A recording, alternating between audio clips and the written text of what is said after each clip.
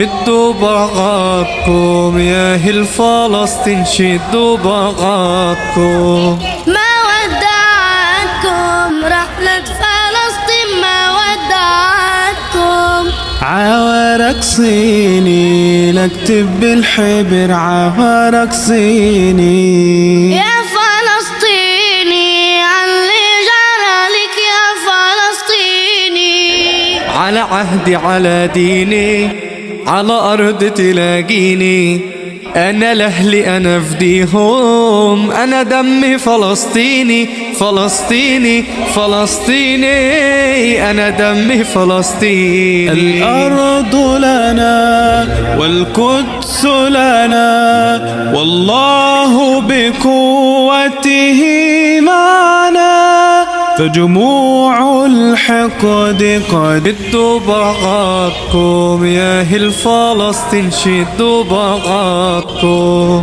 ما ودعتكم رحلة فلسطين، ما ودعتكم. عوارك صيني نكتب بالحبر، عوارك صيني يا فلسطيني علي جرالك يا فلسطيني.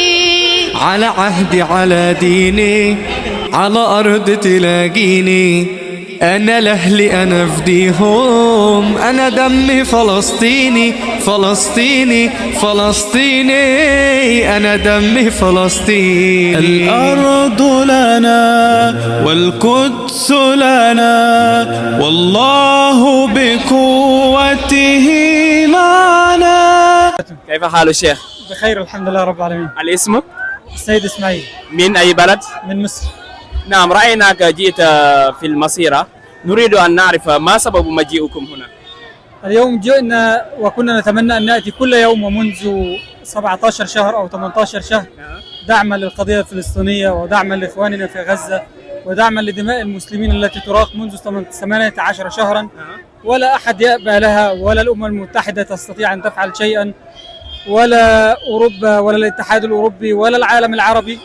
الجميع تخلى عن غزة، الجميع تخلى عن فلسطين، الجميع تخلى عن أطفال فلسطين. اليوم بلغنا تقريبا 55,000 تقريبا شهيد غير المفقودين. هذا عدد ضخم جدا، لم يحدث في العصر الحديث مطلقا أن قتل وشرد وذبح وهدمت بيوت وهدمت يعني أراضي مثل ما حدث في غزة في هذا العصر الحديث. فلذلك نحن جئنا برسالة واضحة، نحن وإخواننا من السنغال وإخواننا في موريتانيا وإخواننا في المغرب، وأرى جميع الجاليات هنا، موريتانيا والمغرب وتونس ومصر ولبنان وجامبيا والسنغال، الجميع جاء على قلب رجل واحد يقول لا لما يحدث في غزة، لا للقتل، لا للتهجير، لا للتشريد، لا للتجويع، لا للحصار الذي فرض عليهم منذ ربما 15 عاما الآن أو يزيد عن ذلك. الشعب الفلسطيني صاحب حق، الشعب الفلسطيني يجب أن يأخذ حقه، الشعب الفلسطيني يجب أن نقف معه كتفا بكتف ويدا بيد، وأن تكون كلمتنا كلمة واحدة. هذا ليس خطاب من المسلمين فقط، كل رجل حر، كل إنسان حر، كل إنسان عادل، كل إنسان يعرف الحق يجب أن يكون في صف القضية الفلسطينية، ويجب أن يكون على قلب رجل واحد مع كل فلسطيني ومع كل صوت فلسطيني. نحن ندعم المقاومة في فلسطين، حقهم، هذا حقهم، والقائل بغير هذا ظالم جائر يريد أن يغتصب أرض فلسطين ويريد أن يدعم الصهيونية. نحن نرفض كل دعوات التهجير وكل دعوات القتل وكل دعوات التجويع وكل دعوات الحصار. وهذا أعتقد موقف حتى الحكومة في السنغال، وموقف يعني كل حكومة رشيدة يعني. وما رأينا من جنوب أفريقيا نموذج مشرف لكل أفريقيا ولكل العالم فيما فعلوه يعني. أيوة، كلمات توجهها إلى الشباب المسلمين لا سيما شباب السنغال. الشباب كما تعلمنا هم أمل الأمة، ولا تنجح أمة بغير الشباب، والشباب هو القادر على تغيير الواقع الذي نحياه الآن، والذي تحياه الأمة منذ سقوط الخلافة في سنة 28 أو 24. الشباب هم الوحيدين القادرين على تحرير المسجد الأقصى. النبي صلى الله عليه وسلم عندما بعث قال: نصرني الشباب وخذلني الشيوخ، نصرني الشباب وخذلني الشيوخ. والذين يجاهدون في أرض فلسطين الآن هم الشباب. المتحدث باسم الجهاد الإسلامي كان 25 عام الذي استشهد، وربما مثله ومثله ومثله نراهم كل يوم بأعيننا، شباب في العشرينات وال15 وال25 وال30 هم يستبقون إلى الجهاد ويستبقون إلى القتال ويستبقون إلى الدور المنوط بهم، ونحن علينا دور. الشباب خارج غزة عليهم دور، يجب أن ندعمهم، يجب أن ننصرهم، يجب أن ننشر قضيتهم، يجب أن نعرف الناس بهم. كثير من الشباب الآن يجهل قضيتهم، كثير من الشباب الآن يجهل ما يحدث في غزة، يجهل الحق من الباطل، يجهل أن شعب غزة محاصر منذ 15 أو 16 سنة حتى الآن وهو صامد. فلما نطق وتحرك وحاول أن يدافع أو يأخذ شيء من حقه، العالم كله تكالب عليه، والعالم كله قتله، والعالم كله أدانه. هذا باطل، هذا ظلم لشعب يدافع عن حقه. نحن الشباب، معشر الشباب، وأنا أعتبر نفسي من الشباب وإن كنت فوق 40، ولكني أعتبر نفسي من الشباب وأقول نحن أمل هذه القضية، نحن أمل فلسطين، نحن أمل غزة، نحن أمل المقاومة. كل طفل وكل امرأة وكل شاب وكل شيخ وكل مضطهد وكل مجوع في غزة ينتظرنا نحن الشباب، ينتظر أن نعرف عن قضيته، ننتظر أن نناصره، ننتظر أن نتبرع له، ننتظر أن نقاطع منتجات الأعداء. ونحن الشباب الشريحة الأكبر المستهلكة في العالم، الشريحة الأكبر في العالم هي شريحة الشباب. لذلك الشباب هو القادر على التغيير والقادر على النصرة الحقيقية لفلسطين ولغزة ولقضية غزة. كلمة أخيرة توجهها إلى الإسرائيليين.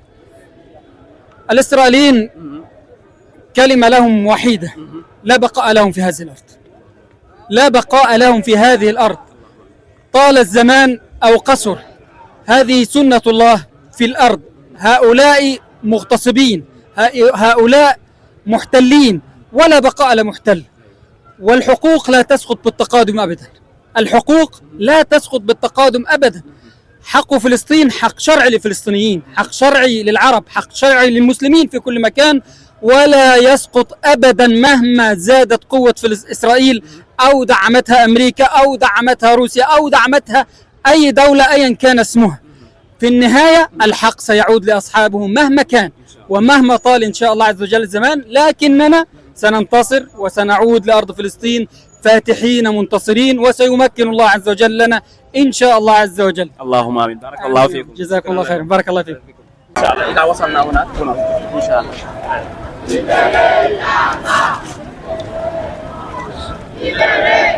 ورحمة الله وبركاته. waaleykum salaam wa rahmatulah. Cheikh Mouhamadou Bachir.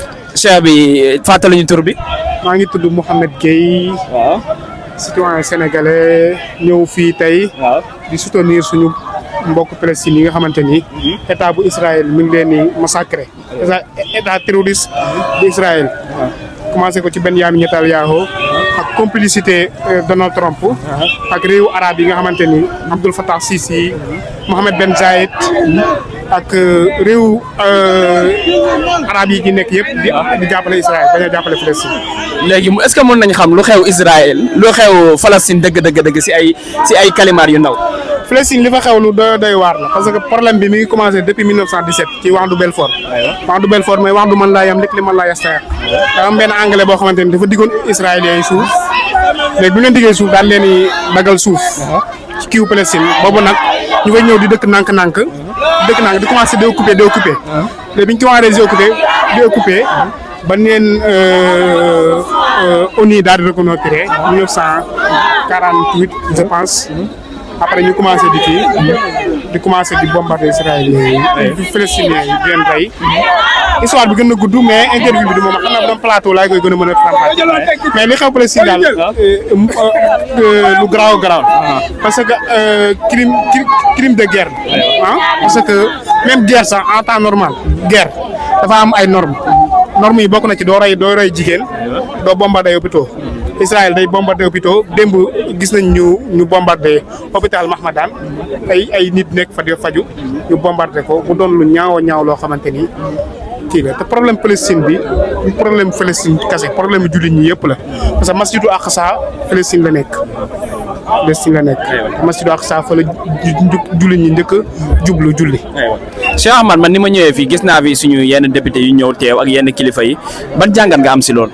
waaw gis nañ fi honorable député Amadou Ba mu ñëw def na ko live sax page Facebook am gis nañ fi Ayib Daffé tamit ñëw na gis nañ fi Bara Dolly ñëw na bëri na ay hommes politiques yu ñëw bëri na opposition bi am na ñu ñëw day wane ni rek affaire Palestine affaire jullit ñi ñëpp la jullit ñëpp ci ñoo ci war a taxaw ñu jàppale suñu mbokk Palestine di lancer message état bu Sénégal ak état yi nga xamante ni dañu ambassade Israël dafa nekk di leen ñaan ñu exiger ñu dàq ambassade parce que Israël kenn warut a jëflante ak moom parce que état terroriste man reconnaître ma Israël sax comme daw la comme pays parce que amuñu daw dañoo ñëw fekk suufu jaamu ñu nangu ko dëkk fa man reconnaître ma leen di ñaawlu Benjamin Netanyahu lu bon yi muy def ak complicité États-Unis ak ñi leen di jàppale ñëpp parce que ni may wax ak yow nii waa Gaza amuñu lu ñu lekk même dimbali yi leen gars yi di dimbali sax gars yi dañ koy bloqué du dugg mu doon lu doy waar di félicité waa Hamas ñu xaraka muqaawama islamiya nga xamante ne xaraka la boo xamante ni Ahmed Yassine moo ko créé léegi nag affaire Palestine bi bu doon plateau sax laa gën a ma développé parce que dafa am lu garaaw lu fi nekk parce que dafa am Hamas mais xaraka muqaawama islamiya am Fatah te xaraka tahrir Palestine léegi Hamas ñoom ñooy xeex pour Palestine Fatah ñoom xeexuñu xaraka Fatah tahrir Palestine di ñaawlu président Palestine Mahmoud Abbas nga xam ne complice la parce que bombardement yi muy am yëpp Gaza lay am Ramallah kenn du ko bombardé. Cheikh Ahmad nan ngay wax ni nga ñëwee ci manifestation nga gis ay jeunes yi nga xamante ne wàcc nañ ci terrain bi ban jàngat nga si am. waaw da leen day wane ni rek seen mbirum seen liñ naan jullit maanaam yaxtam bi umurul muslimin falaysa minhum ku yitewul mburu jullit ñi rek bokkoo ci ñoom day wane ni ñoom yitewoo nañ seen bokku jullit di ko ñaawlu parce que yeneen bi nee na man raa minkum munkaran falyughayyirhu bi yadihi fa in lam yastati' fa bi lisaanihi fa in lam yastati' fa bi qalbihi wa zaalika ad'afu l-iimaan boo ko mënta kii nga métti lu xool léegi ñun li ñu mën mooy ñu kii bu ñu kii permettre woon sax jar nañoo dem man suma conditions yi permettre woon mën na ma dem Gaza xeex moo ci dee doon martyr sa jar na ko. jàmbaar nga yow. affaire bi dafa doy waar daal. di lancer message les pays occidentaux yi surtout ONU organisation des Nations Unies ñu ngi gis Israël affaire terroriste yi muy def di bombarder ay hôpital di rey ay xale te loolu en temps guerre normale sax dañ naan hôpital kenn du ko bombarder ñu ngi rey ay journalistes di bombarder ay hôpitaux di rey ay jigéen te loolu dafa ñaaw ñu koy ñaawlu bu baax a baax. léegi yan kàddu bu mujj nga yow waa Israël.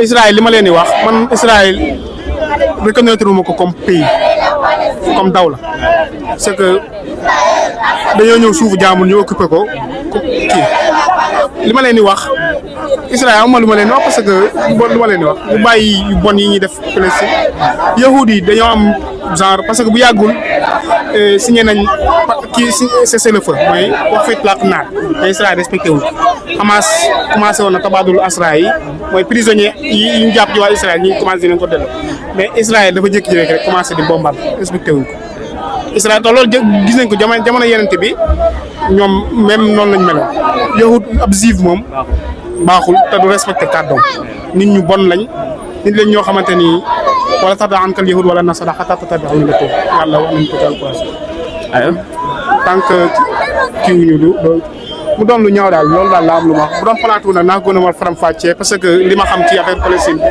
bëri na muy bëri ma ci bëggoon a déw kii Mahmoud Abbas complice la amul légitimité pour jiite palestinien yi di ñaanal Yahya Sinwar ñi nga xamante ni état bu terroriste Israël ñoom ñoo ko rey ak ñi nga xamante ni rey nañ leen ci xeex bi yëpp Ismaël Haniyeh tamit mu jiite woon Hamas ñu rey ko Yahya Sinwar ñëw remplacer Ismaël Haniyeh ñu reyaat Ismaël Haniyeh waaw di ñaanal Abu Ubayda Kataibul Qassam yàlla na ko yàlla sàmm yàlla yàlla sàmm population Gaza yàlla yàlla mu sàmm jullit ñëpp léegi nag ñi nga xamante ne allazina yattakhizuna al-kuffar awliya min dunil mu'minin ñooñu c'est ba léegi yawmal qiyaam dana métti. Parti qu'on va présenter, libérez Palestine! Libérez Palestine! Libérez!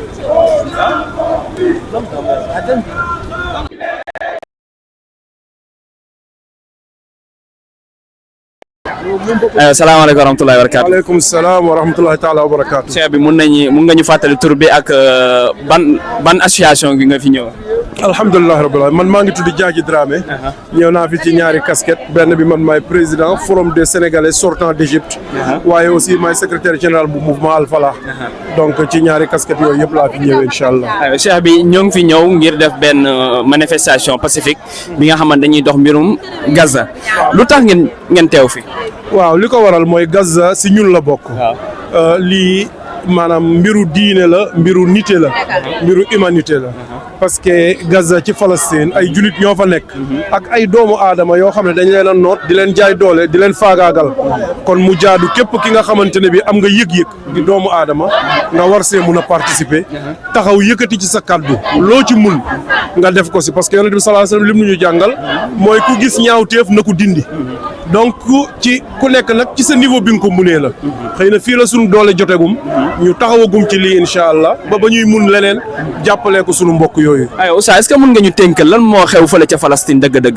waaw li fa xew dëgg-dëgg rek mooy ne ay juif la yoo xamante ne bii gaañe dajale lañ leen fa depuis ay at yu yàgg gëmloo leen ne fii seen réew la yematuñ ci loolu ñu ne nag nañu bund xataal ñi fi nekkoon génne leen setal leen fi wecc léegi nag dem nañ ba nga xamante ne bii nit ñi xalaatoon nañ ne nañ ko def sax ñaari dëkk ku nekk dëkk mais ñoom li ñu bëgg mooy na fi ñiy jeex takk jóge fi kon ki ëpp doole c'est la loi du plus fort ñoom lañ ñu bëgg a imposer ku am doole na def li ko neex te loolu lañ mënta nangu ci àdduna bi tey jii. Oustaz sànq nuñ ñëwee ci ndaje bi gis nañ fi ay député ak ay kilifa ñi nga xamante ne ñoo ngi ci nguur bi ñëw teew ban jàngat nga si mën a am. waaw loolu li muy gën a wone mooy que ne am na ay changement yu bare yu am ngir ne li population bi ci suuf di yëg ñi ci kaw aussi ñu ngi koy yëg di ànd ak ñoom loolu parce que xëy na bu njëkk ñoom dañoo soriloon seen bopp ci yu mel noonu yenn autorités yi mais tey jii gis nañu implication wane ne ñun avant may nekk député nit la avant may nekk député jullit la avant may nekk député ci population laa bokk kon nag nekk député warul changer dara ci loolu incha allah. nga gis ni ndaw fii Sénégal gars yi wàcc si terrain bi loolu tamit ban jàngat nga si am. loolu liñ ci am mooy yaakaar gu mag ak kontante ndaxte bu njëkk xëy na ñu bëri si ñoom juddu nañu fekk problème bi am mais bu ñu demee ba am yëg-yëgu ne lii seen mbir la rek ko te ndaw ñoom ñoo mën a gàddu combat dëgg-dëgg ba mu réussir kon loolu dañ ci am kontante di ñaan yàlla subhanahu wa taala mu deel a defal ndam sunu mbokk yi nga xam ne ñoo nekk fële ci Palestine. kàddu yu mujj yi nga xamante ne moom ngay adressé si ñi nga xamante ne ñooy waa Israël. waa Israël liñ leen di xamal mooy que ne yàlla subhanahu wa taala li mu wax wa tilkal ayyaamu nudaawiluhaa bayna naas xëy na tey yegg nañ fu sori ci seenu kattan ak seen am doole am ñu leen jàppale mais nañu xam ne saa yu fajar di waaj a jot guddi gi day gën a lëndëm kon ñoom dafa mel ni ci seen feel régime la ñu nekk nañu xalaataat bu baax seen ëllëg bis bu ñu demee ba féete ci néew doole. ñu ngi lay jaajëfal. jërëjëf. di la bégal ni. chaîne bi ci chaîne Al Falah la bokk. macha allah markazu Dalifort. waaw. ñun ñoo ko moom. macha allah gën naa nekk. aywa incha allah. salaamaaleykum baax na. asalaamaaleykum mbokk yi fi teew. compatriotes du Sénégal, d'Afrique et du monde. Nous remercions l'ensemble des participants à cette marche historique de solidarité avec la cause palestinienne. Les ambassadeurs, les députés, les composants de la société civile sénégalaise, les partis politiques, les syndicats, les associations religieuses, l'ensemble des citoyens et citoyennes qui ont voulu sacrifier une partie de leur dimanche pour participer à cette grande marche. Nous les remercions tous et toutes. Au moment où nous étions en train de préparer hier soir cette marche pacifique, il s'est passé une chose extrêmement horrible et terrible en Palestine. L'armée sioniste israélienne bombardait le dernier hôpital encore debout à Gaza. Le dernier hôpital encore debout à Gaza, l'hôpital Al-Ahli, a été bombardé hier en pleine nuit par l'armée sioniste israélienne. Israël assassin, Netanyahou assassin. Cela est une illustration du génocide du peuple palestinien par Israël et son armée fasciste. Le Sénégal a une longue tradition de solidarité avec la Palestine. Nos liens ne datent pas de maintenant. Je peux rappeler simplement qu'il y a plus de 200 ans, Elhadji Omar Tall, sur le chemin du Bérédane à la Mecque, avait fait une visite en Palestine. En 1954, le Cheikh Niassène a séjourné en Palestine et sur la demande de l'imam de la mosquée de Jérusalem, il a dirigé la prière. Cela est une illustration de la haute estime que nos collègues et nos compatriotes de Palestine placent à l'endroit du Sénégal. Le Sénégal est le seul pays au monde qui, depuis 1975, dirige sans interruption le comité des Nations Unies pour l'exercice des droits inaliénables du peuple palestinien. C'est pourquoi il sera demandé plus au Sénégal qu'à aucun autre pays dans le monde. Je dis bien, il sera demandé au Sénégal plus qu'à aucun autre pays dans le monde, parce que nous sommes le seul pays à diriger sans discontinuité le comité des Nations Unies pour l'exercice des droits inaliénables du peuple palestinien depuis 1975. C'est pourquoi aujourd'hui, le peuple sénégalais s'est mobilisé à travers la coalition sénégalaise pour la cause palestinienne, qui regroupe des partis, des syndicats, des associations, des personnalités patriotiques et l'ensemble des composantes du mouvement de solidarité avec la Palestine. Pour dire non au génocide, non à la barbarie, non au terrorisme israélien contre le peuple palestinien. Nous voulons en définitive que Israël soit effectivement tenu pour responsable du crime de guerre et des crimes qui sont en train de commettre sur la terre de Palestine depuis bientôt 80 ans. Cela est inacceptable. Le Sénégal doit jouer un rôle leader dans cette perspective, dans cette direction-là. Et nous attendons du gouvernement du Sénégal qu'il donne effectivement l'exemple. Nous sommes tout à fait en phase avec les positions publiques exprimées par le président de la République et par le Premier ministre concernant notre rapport à la Palestine, notre rapport de solidarité et de soutien à la Palestine. Mais nous demandons encore de faire plus, comme nous l'avons dit, parce que nous attendons du Sénégal plus que cela encore. Nous devons faire en sorte que l'Afrique du Sud, qui aujourd'hui exerce un rôle leader dans cette direction, ne se sente pas seule. Nous avons été avec l'Afrique du Sud et la Namibie, les 3 seuls pays africains à avoir pris part à la rencontre de la haie qui s'est déroulée récemment. Nous devons continuer dans cette voie-là et faire en sorte que la voix du Sénégal retentisse plus fort dans le monde pour le soutien à la cause palestinienne. C'est pourquoi aujourd'hui, nous disons qu'il faut mettre fin aux relations diplomatiques entre le Sénégal et la Palestine et Israël. Il faut mettre fin aux relations diplomatiques entre le Sénégal et Israël. Il faut expulser immédiatement l'ambassadeur d'Israël au Sénégal. Immédiatement, il faut qu'il libère, il faut qu'il parte, il faut qu'il ne continue plus à souiller notre terre. Il ne faut plus qu'on accepte l'ambassadeur d'Israël au Sénégal. Je pense que nous devons nous remercions tout le monde.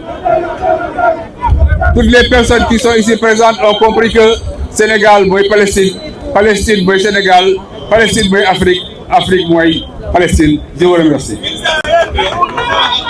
Vive la résistance! Vive la résistance! Vive la résistance! Beaucoup ma volonté.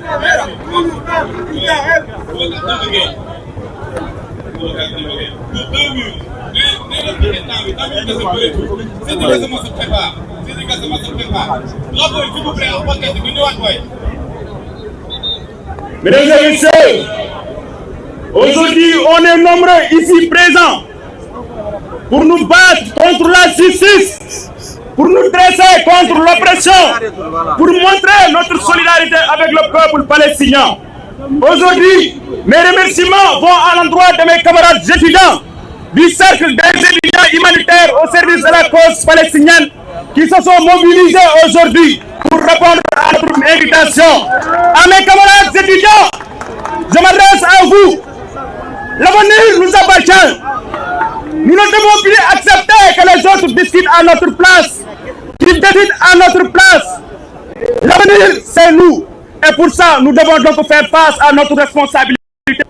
François disait, cette génération doit trouver sa mission. Nous devons donc l'affronter ou bien la trahir. J'espère que vous êtes pour prendre à bras le corps votre mission, qui est de s'engager pour la paix, pour la justice, pour l'humanité. Aujourd'hui, Encore une fois, c'est une fierté. Honneur et fierté nous habitent en ce moment. Et je lance un appel à mes camarades étudiants qui sont dans les autres universités de s'engager dans cette dynamique. Nous devons nous mobiliser comme le font les autres universités. L'université Cheikh Anta Diop a un rôle majeur à jouer dans cette lutte.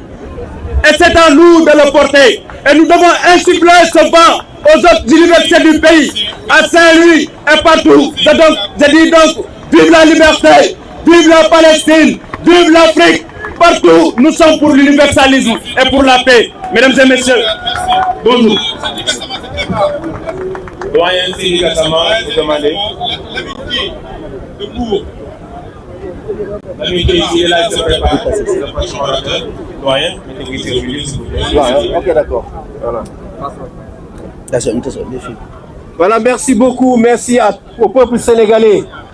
Merci au peuple sénégalais qui est sorti massivement pour dire sa solidarité au peuple palestinien. Le peuple sénégalais est non seulement sorti, mais ses représentants sont présents ici massivement. Les députés sont venus massivement. Le maire du plateau aussi de Dakar est venu. Donc c'est toute la classe politique sénégalaise. Aujourd'hui, je ne peux pas citer tout le monde. J'ai vu notre doyen Mamoudou Diop Decroix. Donc c'est non seulement la société civile qui est présente, le peuple qui est présent, mais le Parlement est présent, la classe politique dans sa diversité est présente. Donc aujourd'hui, on a relevé le défi. Ce défi que beaucoup de capitales dans le monde ont lancé à Dakar a été relevé aujourd'hui par Dakar et le peuple sénégalais. Encore une fois, ce qui se passe à Gaza nous interpelle tous. C'est notre humanité à chacun de nous, n'est-ce pas, qui est interpellé par ce qui se passe à Gaza. Qu'Israël, avec les bombes les plus sophistiquées, l'aviation la plus sophistiquée, déverse depuis maintenant plus de 2 ans des bombes sur un petit territoire comme Gaza, je pense que c'est inacceptable. C'est inacceptable et il faut qu'on s'indigne. Tout ce que nous pouvons, c'est de nous indigner et de faire en sorte que, évidemment, notre gouvernement qui assume, comme l'a dit le président Madjid Mbodj, la présidence du comité pour la défense des droits et du peuple palestinien, que notre gouvernement continue à être proactif dans ce combat, qu'il se joigne à l'Afrique du Sud pour évidemment porter cette action au niveau de la Cour internationale de justice. Et nous disons encore une fois que Netanyahou est un criminel. C'est un criminel qui doit répondre de ses crimes devant la CPI. Nous lançons également un appel au peuple sénégalais. Il faut boycotter Israël. Il faut boycotter les dates de l'ambassade d'Israël à Dakar. Il faut boycotter ces dates. Il faut boycotter ces moutons de Tabaski. Aucun Sénégalais ne devrait prendre les moutons de Tabaski de l'ambassade d'Israël à Dakar. Aucun Sénégalais ne devrait prendre les dates de l'ambassade d'Israël. Personne ne doit prendre ses billets pour la Mecque. Ce sont des criminels qui confisquent les terres des Palestiniens, n'est-ce pas, qui détruisent l'habitation des Palestiniens. Avec cet argent taché de sang, ils ne viendront pas acheter la conscience des Sénégalais. Vive le Sénégal, vive la Palestine, debout. Boycott Israël, boycottons Israël. Vive la résistance.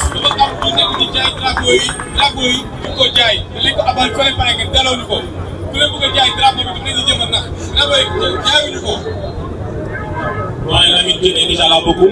C'est bon. Voilà. Voilà.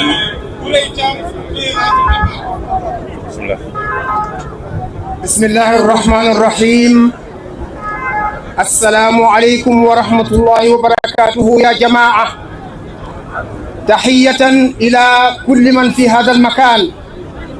تحية إلى المجاهدين في فلسطين أرض الأنبياء. ما أريد أن أطيل عليكم، لكن هذه المسيرة رسالة قوية إلى أبناء القردة والخنازير، سرطان الدنيا، طاعون الدنيا، لنقول لنتنياهو كفى بإراقة دماء الأربياء، كفى بإراقة دماء الأبرياء. ثم نقول لأهلنا في غزة العزة: النصر قادم بإذن رب العالمين، النصر قادم لا محالة، وعد من الرحمن الرحيم. كما أخبرنا الرسول الكريم محمد صلى الله عليه وسلم لا تقوم الساعة حتى يقاتل المسلمون اليهود فيختبئ اليهودي وراء الشجر أو الحجر فيقول الشجر أو الحجر يا مسلم يا عبد الله تعال هذا يهودي ورائي تعال فاقتله والوعد قريب بإذن رب العالمين. خيبر خيبر يا يهود، خيبر خيبر يا يهود، سوف يعود جيش محمد. أقول ما تسمعون إن شاء الله والسلام عليكم ورحمة الله وبركاته.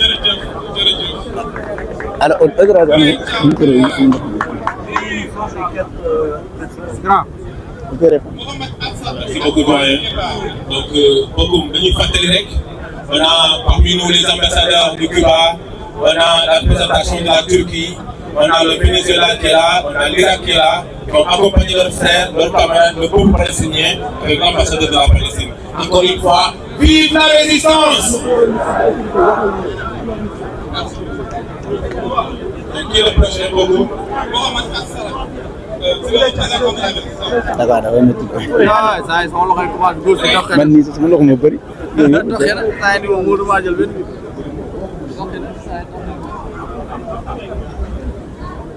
Là, nous avons une dame lionne combattante, Madame Ourey Cham. Ourey Cham, bismillah. am na fu ñu joxoon liste yi pour mu répertorier autorités yi ak ambassadeurs yi na jege si fii na indi liste. asalaamaaleykum wa rahmatullah mbokki Sénégal mais mbokki àddina ñuy am mbégte teew fii tey pour wane encore une fois niñ koy defee depuis plusieurs années taxawaayu Sénégal ci wetu peuple Palestine. tey nag li ñu ci gën a kontaan loo mooy sénégalais yi comprendre nañ ne jàppale Palestine du mbiru diine jàppale Palestine du mbiru arabe ak nit ku ñuul mais question de justice la ak d'humanité. tey dañu jàpp ne li Israël di def ce n'est ni plus ni moins qu'un génocide qui est en train de se passer sous nos yeux. Ce n'est ni plus ni moins que de la barbarie organisée par un État bandit, un État voyou face à un peuple qui n'a que sa dignité pour résister, qui n'a que son honneur à sauver, qui n'a que sa foi à préserver. te loolu la Sénégalais yi comprendre tax ñu taxaw ci wetu Palestine wax leen ni foo leen mën a nekk où que vous soyez à travers le monde. Sachez que le peuple sénégalais est à vos côtés. Le peuple sénégalais est aux côtés du peuple frère palestinien pour dire non à cette barbarie, pour dire non à cette injustice, pour dire non à ce génocide qui est en train de se passer aux yeux du monde, mais qui est aujourd'hui ignoré par une bonne partie du monde. Mais heureusement que les peuples ont décidé de se soulever et de se mettre aux côtés du peuple palestinien pour dire qu'il est temps que la Palestine retrouve sa liberté, que la bande de Gaza soit libérée, que ces hommes et ces femmes qui sont tués injustement soient aujourd'hui que Israël paye pour ces crimes qu'il est en train de commettre sur la bande de Gaza. Nous sommes fiers de ce que le Sénégal est en train de faire. Nous sommes fiers de ce que le peuple sénégalais est en train de faire. Nous sommes fiers de ce que les gouvernants du Sénégal sont en train de faire et qu'ils font depuis plusieurs années. Parce que lu xew nañu xam ne ñun Sénégal ñun ñoo taxaw ne dañuy défendre li nga xam ne moo di droit inaliénable du peuple palestinien. Donc chaque Sénégalais est protecteur de son frère palestinien. Vive la Palestine libre. Merci beaucoup, Ray. Comme toujours, les dames font un excellent boulot. On a parmi nous aussi le président du dialogue social, M. Mohamed Lamine Kanté, qui est là. Donc, le représentant du Hamas, vous avez la parole. السلام عليكم ورحمة الله. في هذا اليوم تعانق جماهير بنغلاديش شرقا جماهير السنغال غربا. هذا إن دل فإنما يدل على أن هذه الأمة أمة حرة واحدة لا يمكن للعدو الصهيوني بأي حال من الأحوال أن يقف في وجهها.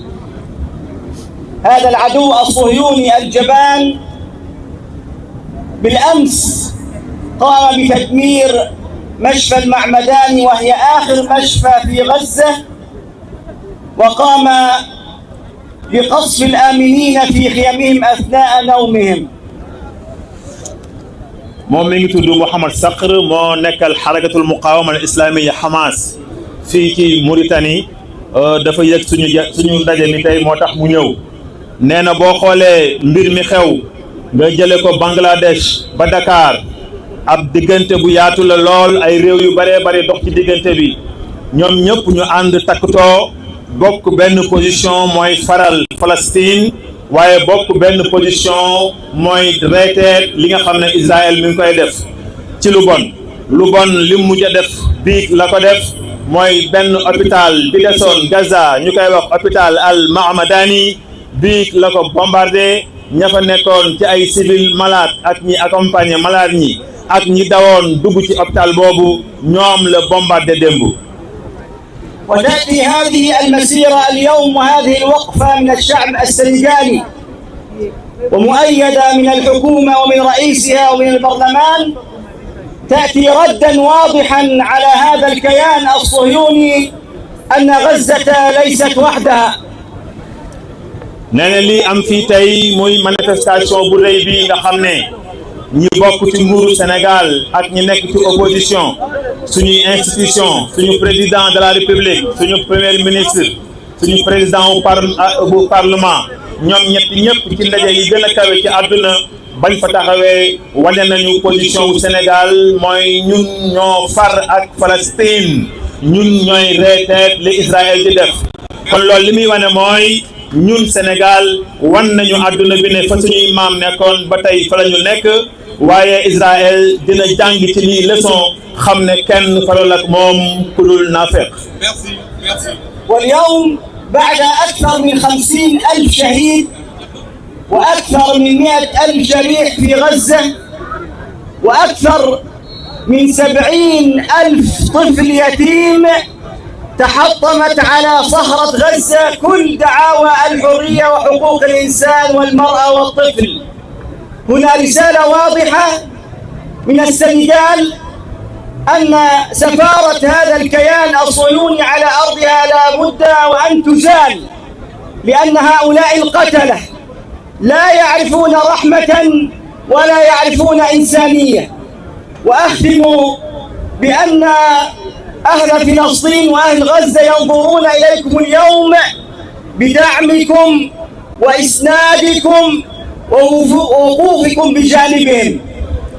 nee na pour mu jeexal Israël li mu def boo ko doon tënk da ngay wax ne lu ëpp juróom fukki junniy nit rey na leen lu ëpp fanweeri jirim am nañ fa lu ëpp fanweeri junniy veuve am nañu fa loolu li muy wane mooy moom li muy def mi ngi koy def ci lu àndut ak nite kon Sénégal wan nañu tey ne ambassade u Israël fii ci Dakar soxlaatuñu ko ndax ñun dañoo far ak Palestine te ku nekk nag soo faree ka nga faral wax dëgg yàlla war nga kaa yëkkati ci kaw a kaw sa loxo ne kooku laa faral kon par bi ñu faral moom moo tax tey ñu def lii mi ngi leen di gërëm di leen sant nee na waa Palestine waa Gaza nag ñi ngi beral cant waa Sénégal ndax ndimbal yi jóge ci poosu sénégalais yi rawatina ci suñu xalif généraux yi ñu joxe xaalis bu bëree bëri ñu yónnee leen ko ngir dimbali leen ko ci seen i dund ak ci seen i tànt ñoom gis nañ ko ñi ngi leen di sant di leen gërëm yal na yàlla fay Sénégal yiw yal na yàlla jàmmal Sénégal wasalaamaaleykum wa rahmatullah.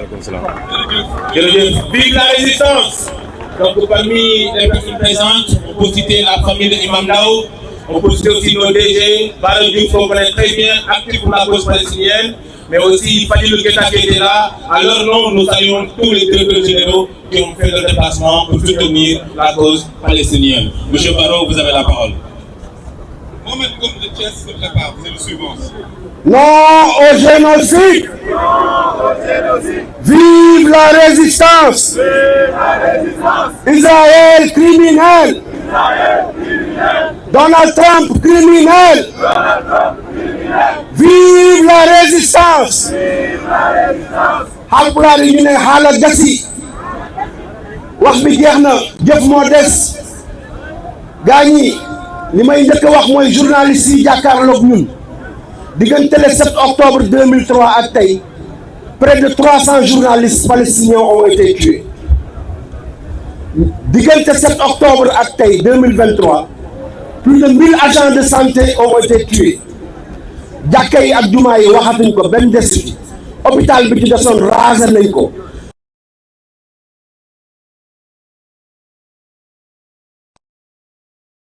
doomu aadama ya fa dëkk ñu faat leen dàq leen jël foofu nga xam ne mooy Gaza def ko ay hôtel ak ay noppalukaay loolu du fi am. ambassade Israël ci biti état du Sénégal yàgg nañu am jaloore ci Palestine ba ñu mujj ñuy toog président de la République Diomaye Faye premier ministre Ousmane Sonko ba ci ñaari semaines yi mujj président wu assemblée kon ñoom ñu ngi ci yoonu taxawu gën a taxawu Palestine waaye nag suñu état yi bala ñuy am doole faw peuple yi wane yoon bi ba ñu gën a am fit am taxawaay ñu nekk seen ginnaaw na ñëpp Sénégal taxaw pour Palestine vive la résistance wasalaamu aleykum.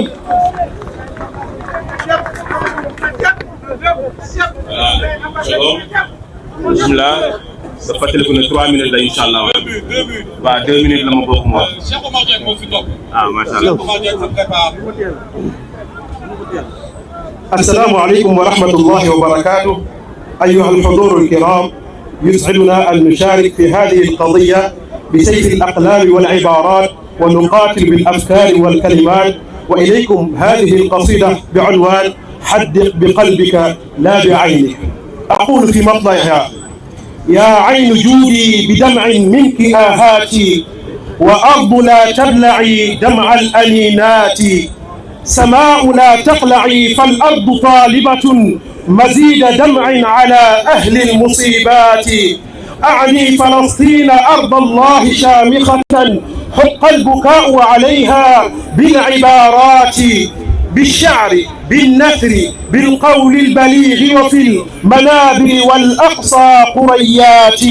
سطت عليها رعاديد محملة كرها وحقدا وأنواع البغيضات، راموا إطاحتها منذ السنين ومذ نفتهم الأرض من كل الفجاجات، راموا إبادتها ظانين صوغتها فلم ينالوا سوى طعم المرارات، ولوا عليها وما لووا رؤوسهم مستنجدين بصرخات وويلات.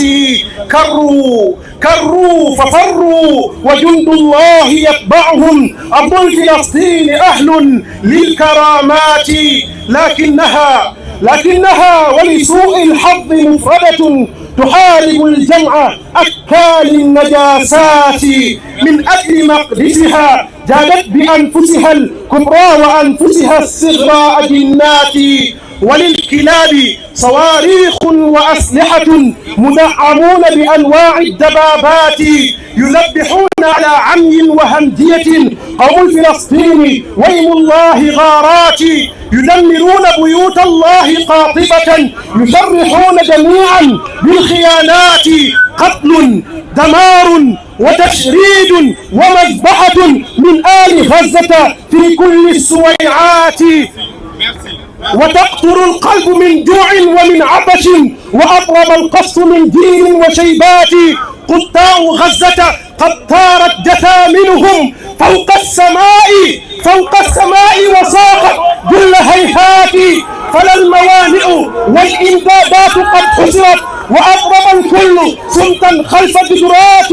وأمن تخوفهم حيث العدو سطى، واقبل نفوسهم أعلى الجنانات. ولعنة الله فيكم يا أهل مجزرة نتنياهو ترمبوا، ويلكم ويلاتي.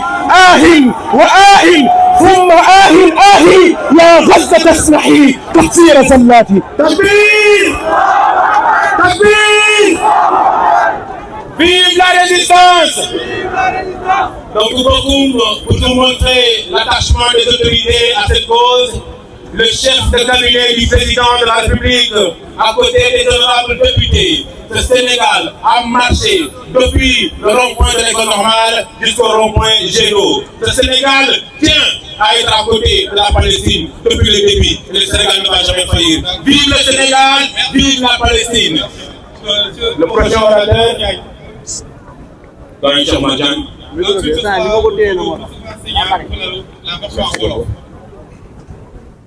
Assalamu alaikum wa rahmatullahi ta'ala wa barakatuh. Wa alaikum salam wa rahmatullahi ta'ala wa barakatuh.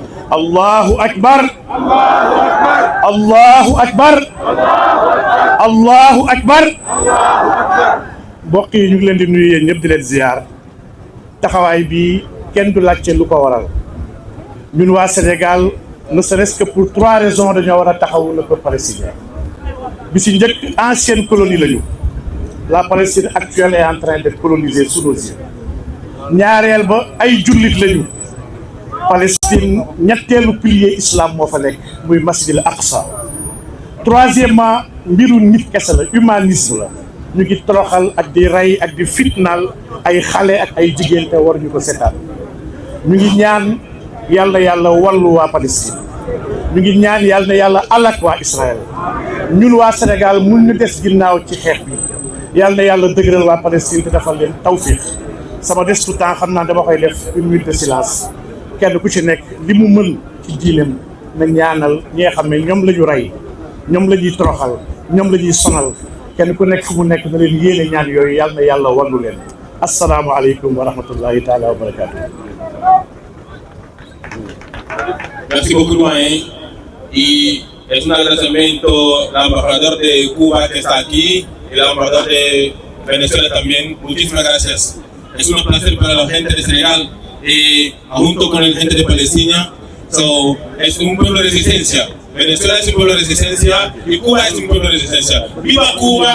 ¡Viva Venezuela! ¡Viva Palestina! ¡Viva Senegal! Gracias.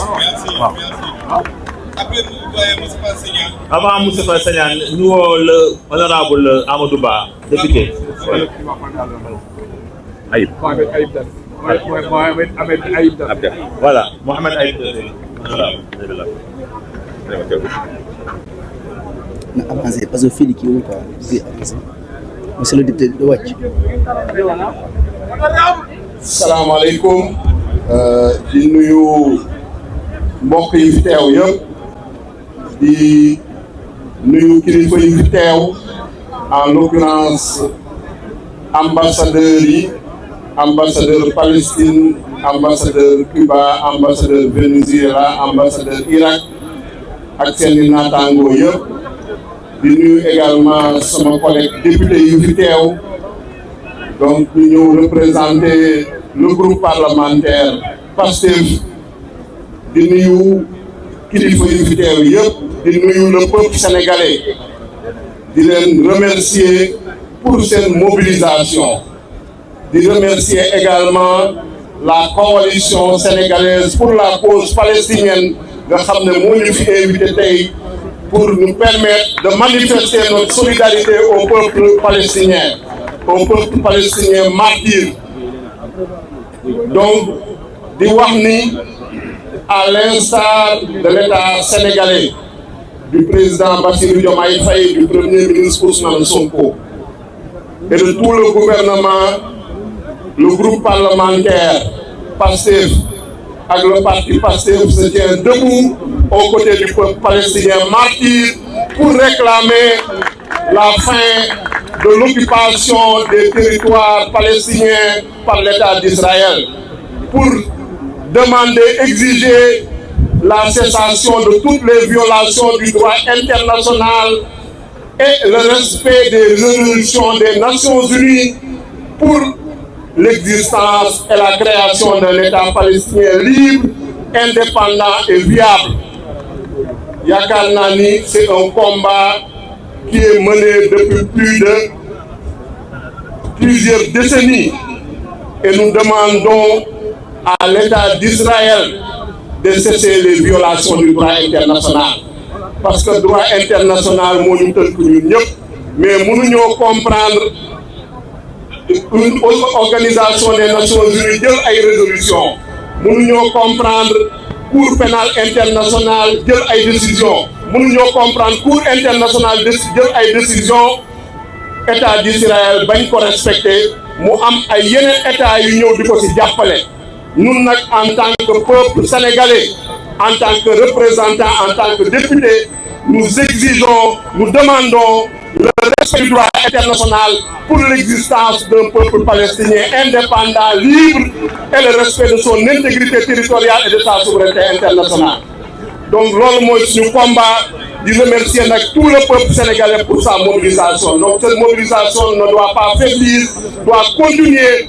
Le peuple palestinien am lu nga xam ne moom la ñun ñëpp am parce que récemment rek Sénégal moo ngi doon fêté indépendance am le 4 avril donc dañu war a xeex pour que Inch'Allah dans les plus brefs délais le peuple palestinien dispose de sa souveraineté, dispose de son intégrité, te ñuy bàyyi les violations du droit international, les crimes, les meurtres de masse, le génocide qui est en train de se perpétrer à Gaza. Donc loolu mooy suñu message. Je remercier ñëpp ci mobilisation et de remercier députés pour cette mobilisation, de remercier également la coalition sénégalaise pour la cause palestinienne. Nous, en tant que députés représentants du peuple, nous prendrons toutes les mesures pour que le droit international soit respecté, pour que l'État palestinien soit respecté, pour la création d'un État palestinien libre, indépendant et viable. Je vous remercie. Merci beaucoup. Merci beaucoup, Aïb. Beaucoup. Et le prochain, on a presque épuisé la liste. Non, Aïb va parler au nom de tous les députés. Avant la déclaration, on va parler de la Palestine. Tout à fait. And also, we're going to have the declaration in English version. That's going to be done by Dr. Dalton Joe present here with us. So you all wait until the end of the event because Mr. Dr. Jallo will be doing the declaration in English version, inshallah. Alors, c'est l'ambassadeur de la Palestine avant la déclaration. Alors, nous avons l'ambassadeur de la Palestine ici et il va commencer. S'il veut, il peut s'asseoir parce qu'il fait un peu chaud aussi. Salam alaikum wa rahmatullah. Tout d'abord, je vous remercie notre frère dans la coalition nationale pour la cause palestinienne pour organiser cette manifestation et cette marche aujourd'hui et pour les efforts contenus pour le soutien du peuple palestinien et la cause palestinienne. Merci beaucoup. Je vous remercie aussi le député, le membre du parti Palestine. Merci beaucoup. Je vous remercie aussi toutes les personnes ici présentes. N'oubliez pas, bien sûr, les ambassadeurs et le membre du corps diplomatique qui est ici présent. Je vous remercie notre frère sénégalais pour l'opposition de fer, l'opposition de principe, qui est exprimée par son Excellence, Monsieur le Président Bassirou Diomaye Faye et refermée par Monsieur le Premier ministre Ousmane Sonko. Nous sommes très fiers vers l'opposition de fer de notre frère sénégalais. Merci beaucoup pour le Sénégal et enfin je veux dire que l'OLP c'est la seule représentation de la Palestine partout dans le monde. Merci beaucoup. Vive la Palestine, vive le Sénégal. Salam alaikum wa rahmatullah. Merci. Alaikum salam. Takbir! Takbir! Vive la résistance! On a aussi l'ex-député Bartoli qui est là, on a Madame Aoli qui est là, on représente en tout cas, on salue toutes les autorités qui ont pris de leur temps en ce dimanche, qui fait un peu chaud, qui ont vraiment honoré de leur présence. Donc nous allons faire la déclaration. Encore une fois, beaucoup. Mansour Ndiaye va faire la déclaration en français. Après, qui fait la déclaration en arabe? La déclaration en anglais. En anglais d'abord. D'accord. Doyen Mansour. Sëñ Mansour. waaw kon am na ci sëñ Mansour yaakaar naa kon mbir mi fete na frekolaay na. asalaamaaleykum mbokk yi. waa ji day dem balaa tabaski nga xam ni du am temps wu jënd xar ak di ko distribuer l'ambassadeur de Palestine au Sénégal, le Sénégal n'accueillera pas des criminels sur son sol. Nadem. Alors je vais vous lire la déclaration. Depuis le 7 octobre 2023, le peuple palestinien fait face à une horrible agression génocidaire d'Israël contre la bande de Gaza. Israël veut, comme l'Allemagne nazie, pendant la Deuxième Guerre mondiale, mettre en œuvre sa solution finale, plan d'extermination des Palestiniens, stade suprême de son funeste projet colonial et de son état d'apartheid. Les images et témoignages qui nous parviennent de Gaza sont insupportables. Ce qui s'y passe n'est pas une guerre, c'est un génocide en direct aux yeux du monde entier. Le droit international, le droit humanitaire est systématiquement violé.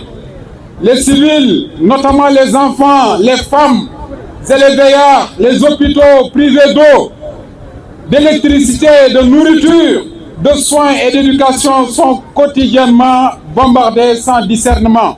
Et vous venez de l'entendre, le dernier hôpital a été rasé ce matin. Des bombardements d'une extrême violence s'abattent tous les jours sur les populations civiles, désarmées, qualifiées par un ministre du gouvernement d'extrême droite de Netanyahou d'animaux humains. Le personnel de santé, les journalistes, le personnel humanitaire sont particulièrement visés.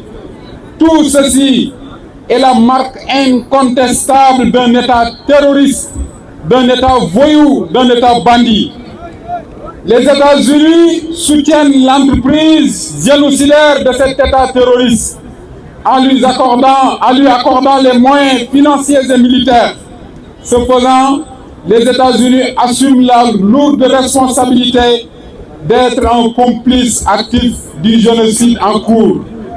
Nous, Sénégalais, nous de l'Afrique, participant à la manifestation de ce jour, le 13 avril 2025, de tout âge, sexe, religion, nationalité, nous exprimons la totale solidarité des démocrates et du peuple sénégalais, des peuples africains et des démocrates du monde avec le peuple palestinien martyr.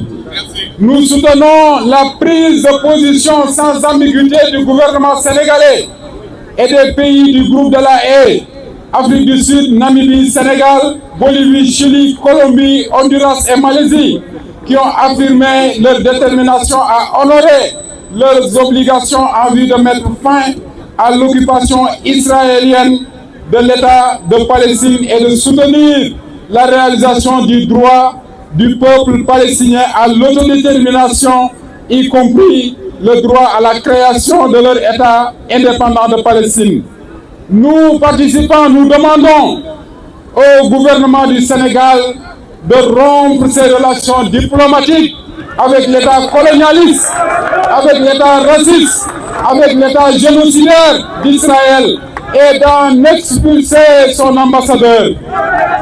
Mesdames, nous apportons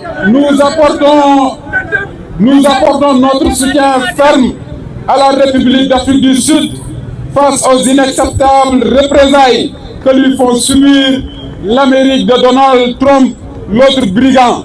Nous demandons enfin le boycott de tous les produits israéliens. Nadem. Merci beaucoup, M. Mansour. Pour les déclarations beaucoup, on laisse les déclarants lire toute la déclaration parce qu'on est à la fin pour qu'on puisse comprendre le message que l'on envoie au reste du monde et au reste du continent.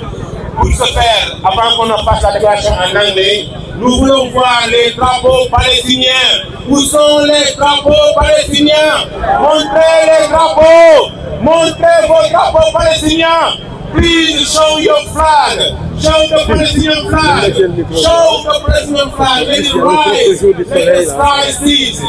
Here we have Dr. Diallo Joe for the English version. Thank you, Doctor. You have the. Thank you very much. Of course. salaamaaleykum mbooloo mi ñu leen di gërëm di leen sant seen teewaay lii mooy déclaration bi ñu leen jàngal léegi ci nasaraan ñun ñoo koy jàng ci anglais.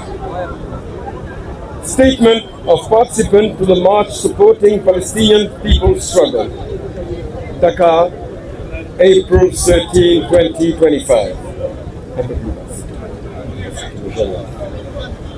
Since October 7, 2023, the Palestinian people have been facing a horrific genocidal aggression by Israel against the Gaza Strip and the occupied West Bank. Like Nazi Germany during the Second World War, Israel wants to implement its final solution as a plan to exterminate the Palestinian supreme state in the evil project of this colonial and apartheid state. What's happening in Gaza is not a war. It's a live genocide before the eyes of the whole world. International humanitarian law is being systematically violated. Civilians, especially children, women, and the elderly, are deprived of water, electricity, food, health care, and education. Hospitals, mosques, and churches are bomb blasted daily. Homes indiscriminately destroyed. Robots heavily laden with explosives explode in areas where civilians are taking refuge. Extreme bombardment rains down daily on unarmed civilians, described by a minister in Netanyahu's far-right government as, quote, human animals. Health workers, journalists, and humanitarian aid workers are particularly targeted. All this is the unmistakable mark of a terrorist state. The United States of America has taken on the heavy responsibility to actively support this genocidal enterprise by granting, since October 7, more than 20 billion US dollars, which is about 11.5 billion CFA francs, in military aid to the Zionist state. We, the participants to this march, in support of the brotherly Palestinian people on this day, April 13, 2025, all of us, of all ages, sexes, religions, and nationalities, express the total solidarity of the Senegalese people, of African peoples, and of Democrats in Senegal and throughout the whole world with the martyred Palestinian people. Urge the Senegalese people in all their diversity to multiply and diversify actions of solidarity with the brotherly people of Palestine, including the boycott of Israeli products. Support the unambiguous stance taken by the Senegalese government and the countries of the Hague Group, South Africa, Namibia, Senegal, Belize, Bolivia, Chile, Colombia, Honduras, Malaysia, etc., which have affirmed their determination to honor their obligations to end Israeli occupation of the state of Palestine and to support the implementation of the inalienable right of the Palestinian people to self-determination, including the right to the establishment of the free and independent state of Palestine. Call on the government of Senegal, the only country in the world to have chaired the United Nations Committee on the exercise of the inalienable rights of the Palestinian people, without interruption since 1975, to break off diplomatic relations with the colonialist, racist, terrorist, and genocidal state of Israel, and to expel its ambassador from our national territory.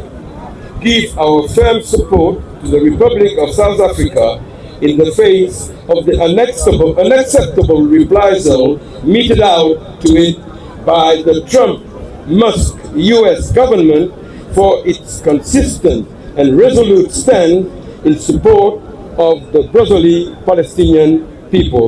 I thank you for your attention. Thank you so much. Thank you, Dr. Diallo. Parmi nous avons Andessamou Djikoyi est là, la délégation mondiale départementale Machar Alioune Badara Diallo. Merci beaucoup de votre présence. Merci pour le plateau, le tableau que nous allons monter avant la déclaration finale.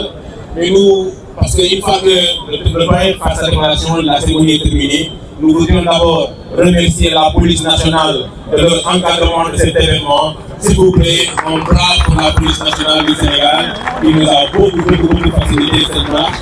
Nous voulons remercier la presse qui n'a ménagé aucun effort pour couvrir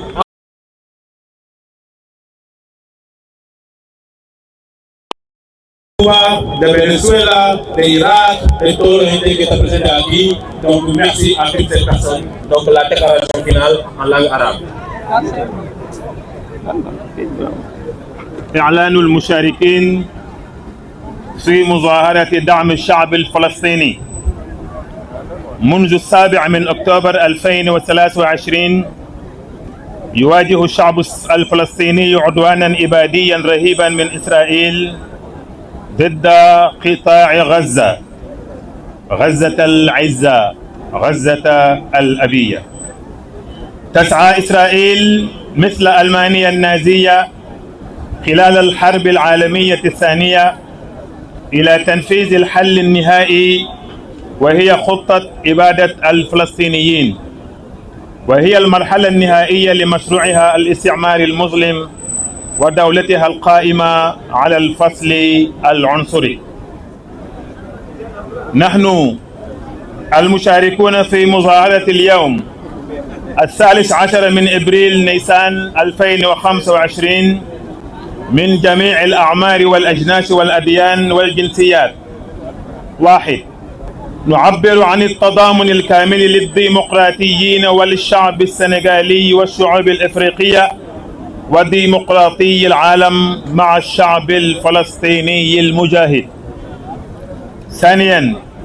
ندعم الموقف الواضح للحكومة السنغالية ودول مجموعة لاهاي، جنوب أفريقيا، ناميبيا، السنغال، بليز، بوليفيا، تشيلي، كولومبيا، هندوراس وماليزيا، الذين أكدوا عزمهم على الوفاء بالتزاماتهم لإنهاء الاحتلال الإسرائيلي لدولة فلسطين ودعم تحقيق الحق غير القابل للتصرف للشعب الفلسطيني في تقرير المصير، بما في ذلك الحق في إنشاء دولتهم المستقلة فلسطين من الماء إلى الماء وعاصمتها القدس. 3. نطالب الحكومة السنغالية بقطع العلاقات الدبلوماسية فورا مع الدولة الاستعمارية والعنصرية والإبادية إسرائيل اللعينة. 4. نقدم دعمنا القوي لجمهورية جنوب إفريقيا في مواجهة الانتقام غير المقبول الذي تتعرض له من أمريكا ترامب. نطالب كذلك أخيرا بمقاطعة جميع المنتجات الإسرائيلية. تنكتي ولف ماي ñun ñi fi daja tey ñi ngi wane suñu ànd ak waa Palestine, wane suñu ànd ak réew yi nga xam ne kalaame nañu Israël, waaye di sàkku ci suñu nguur mu dog relation diplomatique bi mu am ak Israël. ñi ngi ñaan képp koo xam ne man nga ci loolu dara nga def ci sa loxo, di jëbbal suñu jàppale Afrique du Sud ci kalaame gi mu kalaame Israël, di sàkku aussi ñun ñëpp ñu dog, ñu boycotté, ñu jàmb, ñu wan gannaaw lépp loo xam ne jóge na Israël mbaa mu jóge ci ku jege Israël. Wassalaamu aleykum wa rahmatullah.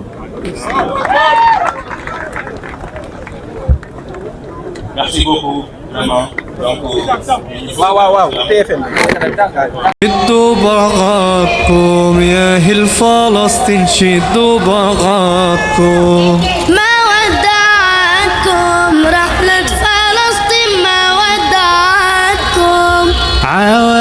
صيني لاكتب بالحبر عبرك صيني. يا فلسطيني علي جرالك يا فلسطيني.